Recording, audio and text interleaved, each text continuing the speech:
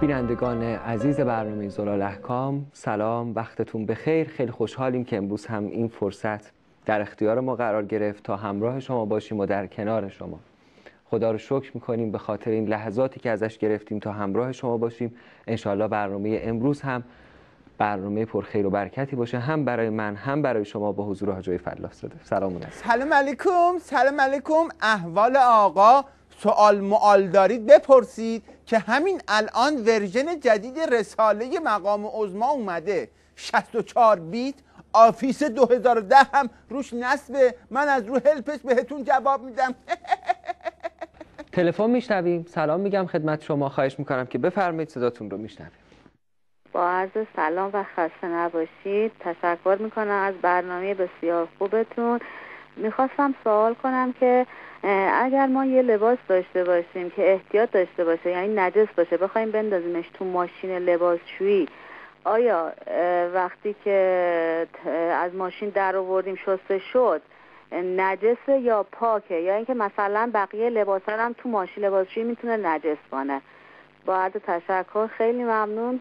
از تهران زنگ میزنم. خیلی ممنون. خدا نگهدار. ماشین لباسشویی؟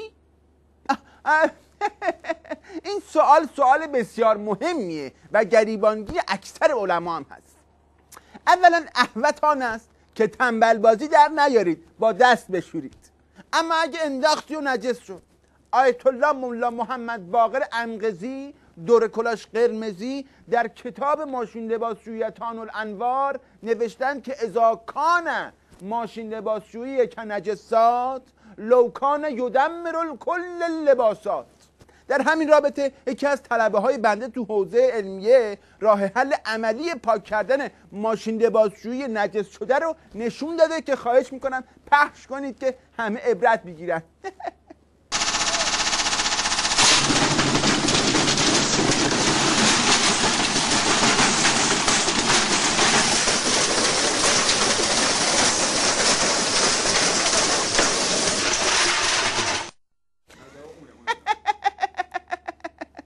بله، این صدای ماشین لباسشوییه که نجس شده. اگه بازم بیننده ای سوال داشت تیجی علا دردشه، یعنی به انتظار کن به فارغ صبر. خراسان رضوی، گناباد، کاخک برای ما بیننده عزیزی نامه فرستادن. سلام میگیم به همه هموطنان عزیزمون در اون شهر و اون دیار. سلام و احوال پرسی کردن. یک سوال بیشتر نپرسیدن ولی بسیار مفصله.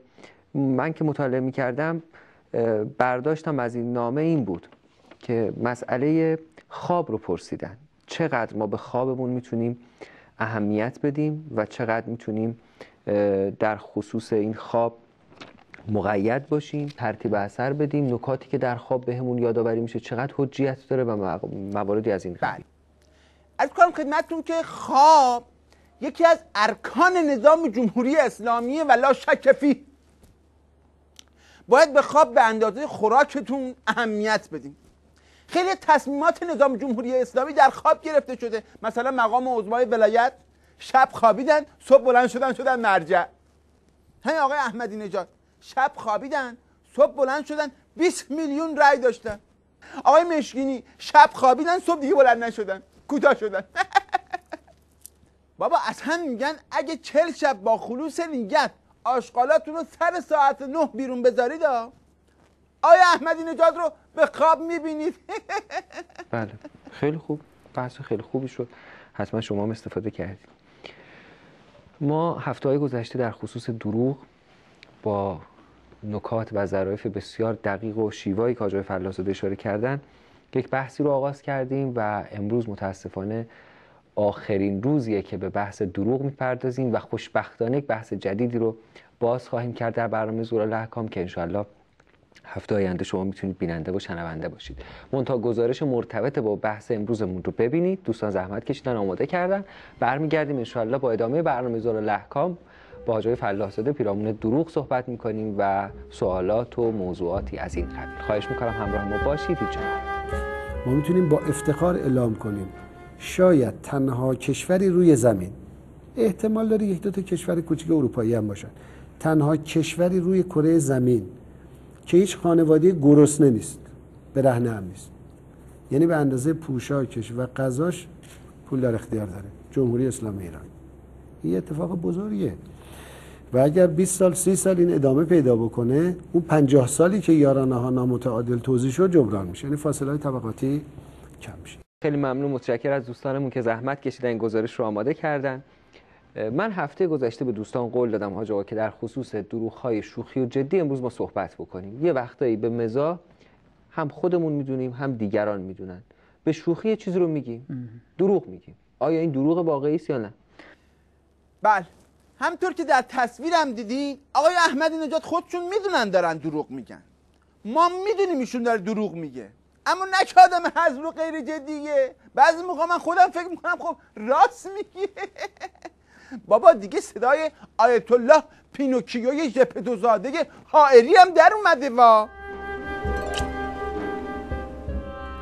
ولی یه وقتایی ما فکر میکنیم که اون عبادت واقعیه که فقط و فقط به خاطر خدا باشه و از روی معرفت باشه. شاید حتی به اون عبادت هم ما نرسیم و وقتی که صحبت از بهشت و جهنم میشه، وقتی که صحبت از ثواب و عقاب میشه، احساس میکنیم که این عبادت تجاره و هیچ فایده ای نداره. حالا اگر ما عبادت تاجرانه بود، آیا باز هم عبادت محسوب میشه و خداوند باز برامون ثواب در نظر میگیره یا نه؟ بله، این مطلب بستگی به نرخ ارز داره. قیمت نفت چجوری باشه؟ طرف میره نماز جمعه به خاطر چی؟ به خاطر معرفت؟ نه قربون، میره مایتیله رو بیتیغه. آره، عبادتشو تجارت کنه. این نماز آثاری نداره واسش. کجای زندگیشون باید دنبال آثار نماز بگردن حاجای مهندسی؟ این که کجا باید دنبالش بگردی، کجا جستجو کنی، موتور جستجوگر میخواد. مطابق رساله امام باز ویندوز 7 نصب کنی، سرچش قویه، آثارش یا تو مای داکیومنته یا هایت شده تو پروگرام فایله. البته مال ما خودمون و مقام عظما رو ما هر وقت سرچ زدیم یا تو ریسایکل بین بود یا اینکه یهو بمب آورد. ما طبق رساله نمازمون رو درست میخونیم، یعنی قرائتمون رو چک کردیم، دیدیم درسته، وضومون رو میگیریم و میدونیم نماز صحیح داریم میخونیم، ولی چرا باز اون نورانیت حاصل نمیشه مهندسی؟ نورانیت خب اشکال از باتریته، یا سولفاته کرده یا تو مسیر قطعی داری. آره، آب اسیدت هم چک کن، شاید به خاطر اون باشه.